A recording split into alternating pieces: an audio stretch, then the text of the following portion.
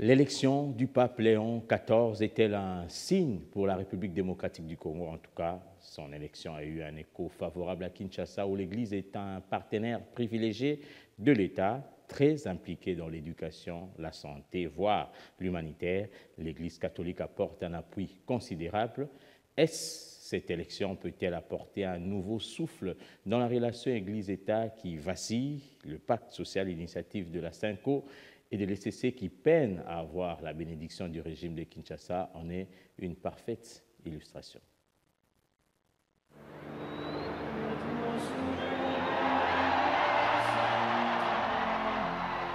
Et si un visage venu de Rome pouvait ranimer un espoir en RDC?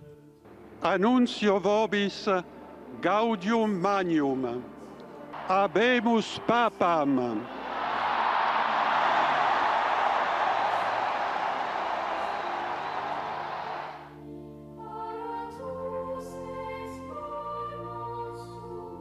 Le 267e pape de l'Église catholique a été élu, Léon XIV. Mais c'est en République démocratique du Congo que cette élection prend une résonance toute particulière. Car derrière le nom pontifical, c'est celui d'un homme, Robert Francis Prévost, qui a déjà foulé la terre congolaise, écouté ses cris, partagé ses prières. Un pape qui connaît le Congo. Dans un pays où l'Église n'est pas seulement un lieu de culte, mais une institution sociale, éducative, sanitaire et parfois politique. Cette proximité n'est pas anodine.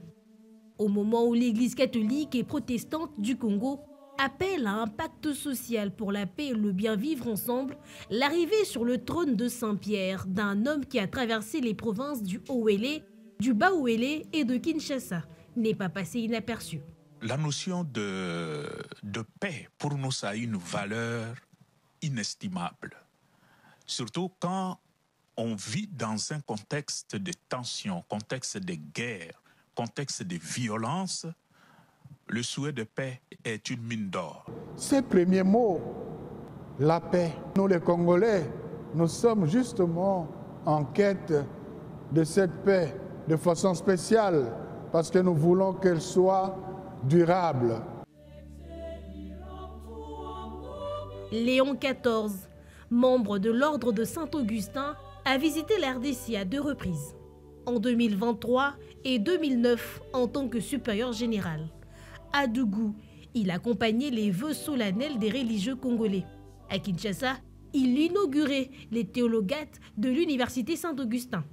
Un engagement fort au contact des réalités congolaises. Car ici, l'Église ne prêche pas seulement.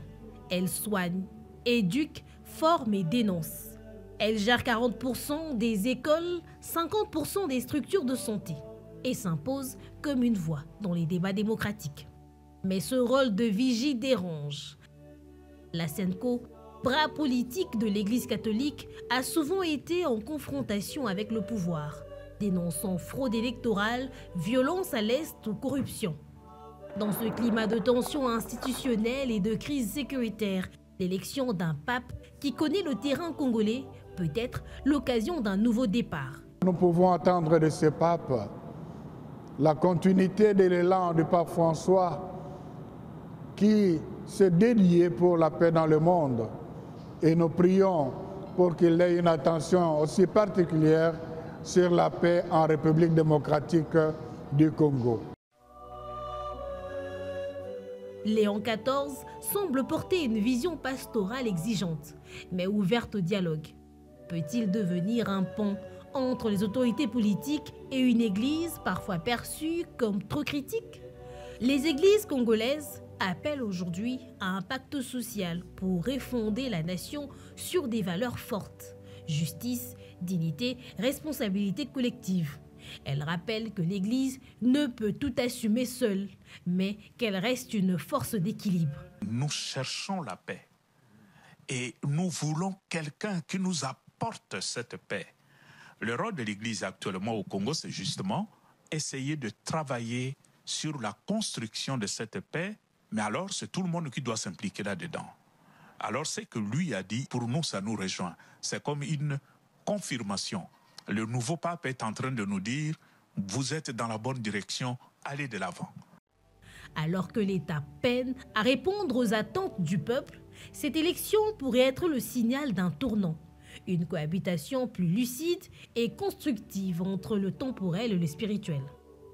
Léon XIV n'est pas seulement un chef religieux. Pour les Congolais, il est peut-être ce témoin extérieur devenu proche. Dans cette proximité réside peut-être l'espoir d'un dialogue renouvelé. Un moment à saisir pour conjuguer foi et action au service d'un peuple qui en a tant besoin.